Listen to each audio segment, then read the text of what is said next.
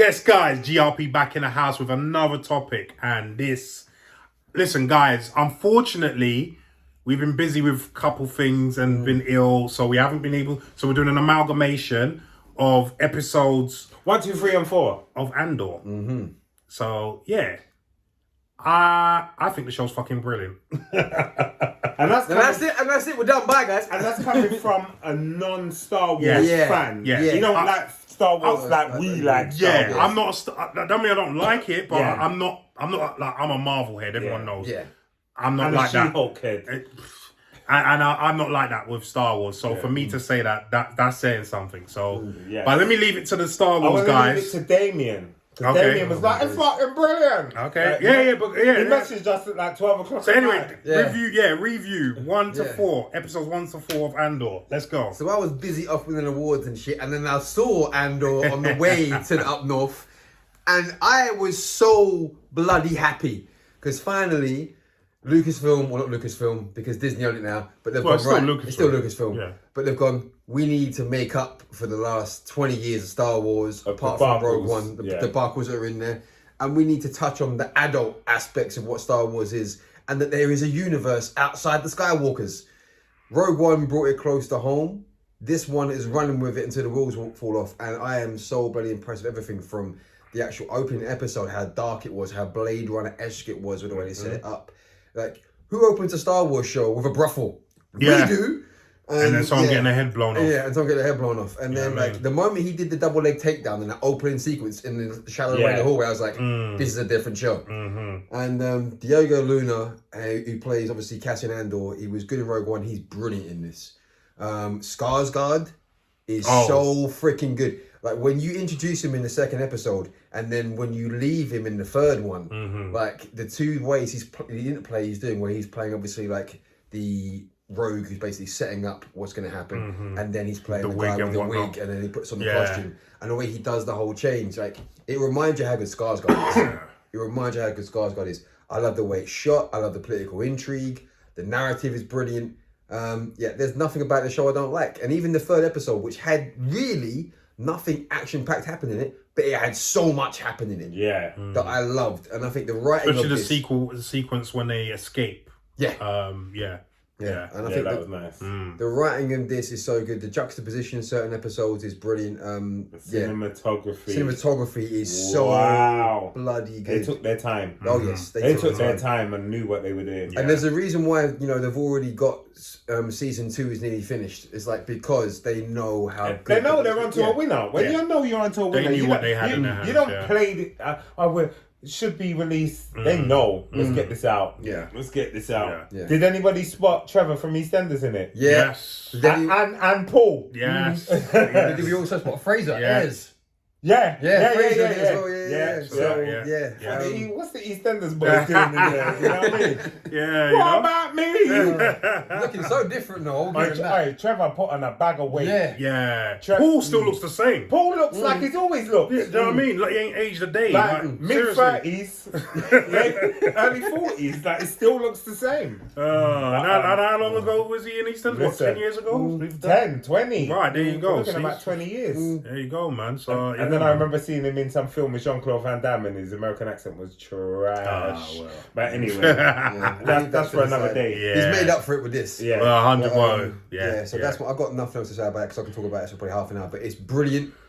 Liam, what do you think? What do I think? I think I was engaged from the get-go. Yeah. So, a lot of times they do these series, but they're really trying to like build the scene, build the characters. Yeah. It just happened so quick with this. You was already engaged. After the first episode, I knew I'm into this. Yeah. This is my thing. So when I started watching it, I watched 4 the day it come out, like a cat. One of those. I just wanted to see what's going on. They're clocking for it. Yeah, because come on, man. Yeah, what was it? Give me my Andor, man. Yeah. So it was so Star Warsy. Like I got the Star Wars vibe, but without it being overly Star Wars. That's a weird thing to say. I know. I know where you're going with that. But I know where you're going. I felt like I was just in.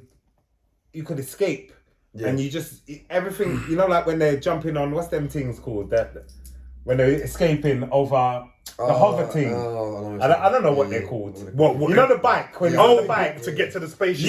Yeah. Like, that was really cool. Yeah, the way it looked. Yeah. It looked like that exists. Yeah, exactly. And I know it was don't. just I know it don't. It was The just CGI. stagecraft. Yeah, but it just looked brilliant, and it reminded me of when I was a kid, thinking I want one of those. Yeah. When I first watched, like, you know, the Stormtroopers in Return of the Jedi. Would you say that? Yeah. And when they're in the forest, and you know. So it just for me, it took me back to childhood with little bits, but it's just so new, and it's just like, where's this going? And I'm just excited about everything that's happening. Yeah. I'm not. There's not the pacing. For me, the pacing's really good. Yeah. Like, I'm not getting like caught up in just, you know, conversation all the time, like, you know. And that's the thing. It's a lot to do with the writing, because the writing isn't spoon-fed dialogue, which is a lot of Star Wars is. And it's cliche dialogue. Every single thing has got subtext. Every single. And I think that was very evident in the last episode, the 4th episode, when they're all coming, seeing this guy, and they're like, "Who the fuck's this guy?" Yeah. Then the next person comes, "Who's this guy? Like, why are you bringing him in so late in the thing game for?" Then the next person, what's this about? Yeah. It shows you how bummy everyone is in there. Yeah, sure. Everyone. But it would be. if we're planning a thing for a year, and then I just bring a man in, right? You're gonna look at me like, no, who the fuck's this, bro? What are you doing? Because that was the thing, like, because like when with it was Bix, like when you first see her, the character, and she's lying to her boyfriend. Initially, you're like, "Oh, come on, don't do that thing. Like, be honest with him." Then when he does what he does, When you're he like, betrays, it like, makes you come on. feel it more. Yeah, It's like, but That's what you thought. Be honest. But no, I do you know what? The 4th episode for me, as good as the previous 3 were, that was the best episode for me, because that showed you, as I said just now, the stakes. Like, for every single person, when they come in and they see Cassian and they're like, what the? That just shows you they know that, like, the tiniest margins. Like, it goes just a little bit south. That's it. It's game over. Yeah. Do you know what I mean? The stakes are there. Do you know what I mean? That scene, the dress down from Major Partags, when you first get to see the proper Imperial kind of force, and the way he dresses down the entire room. Yeah. That's the guy that you know you do not want to fuck with. Because he just rips him apart in a second. Yeah. And like, and I like the dynamic that they brought in the beginning with the guard, the Jobsworth, who then went after. Do you know what I mean? And then he gets, you know, taken to bits, but you know, there's still a story with him, because he's gone to his mum's. He's gonna be back. Slaps him. Do you know what I mean? Yeah. But I like what they did in the, you know, in the aftermath of that, because you know the guy that was licking his ass, that was egging him on. Yeah. They called him sir and all of that.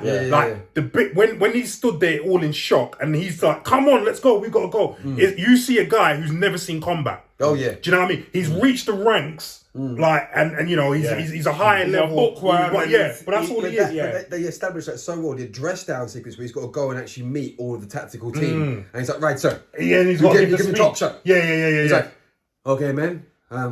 And you can tell you're just looking at him like, yeah. Who's this guy? you ain't You been listening to this dude? Yeah. I ain't listening to you. Exactly, and then it shows you what a kiss asked the other guys, because he still goes, "Oh, hold on, sir. Hold on, sir. Yeah. Hold on, sir. Like, it's like, what are you looking for, mate? Like, you know what I mean? But by the way, I want to big up David Chung. He's one of the soldiers in there. Went to ID with him. Big up. You know David anyway.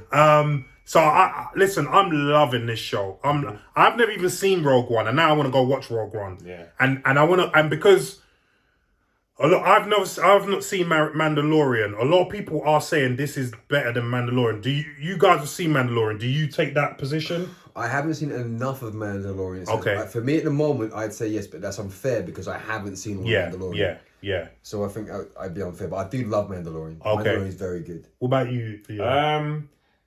I don't know. Mandalorian for me just sits on its own place. Okay. It's as good. I'm not saying one's better than the other. Right. It's still early days, but Mandalorian was just something special about it in its own right. Yeah. But just as good. Yeah. And from what I've heard through, like, John Campbell was talking about this. I think he's seen some All of them or episodes. something. Yeah, probably much. He said there's a lot more action to come because, granted, the first 4 is not action packed. Although the action need to be. didn't need to. For Imagine me, that. And I'm the one that craves action. Where's the action? And in fact, when it comes to Star Wars, if I don't see a lot of action, especially the whole lightsaber, I want to see some wars. that was my gripe with The Force Awakens. I was like, where's the lightsaber fights? Do you know That what I was mean? everyone's gripe. You went from Darth Maul 20 years ago. This is the best you can produce. Do you know what I mean?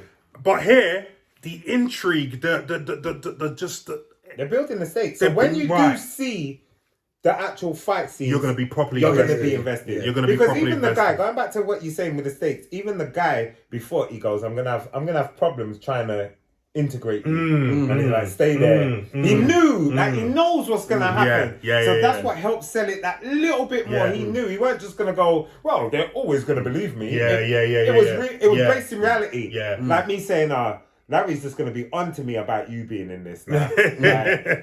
But let me just chat to him and try a thing. And it just, it just helps with the stakes. And I like that they keep, there's something in there more than what they've shown about them keep going back to his childhood with his sister. Yeah. Do you know what I mean? In Canary. Where's that? You know, what? There's more to that. And I know that's going to come out in pre. I mean, obviously he was rescued from there by Marva and Paul from EastEnders. Paul. I don't even know his real name. But Alex Ferns. Oh, okay, cool. And what's Trevor's name? No, that's Trevor's name. That's Trevor's. Paul. Yeah. But anyway, there's more to that. There's definitely more to that. And I've got a feeling, I've got a sneaking suspicion that his sister's going to end up being a baddie.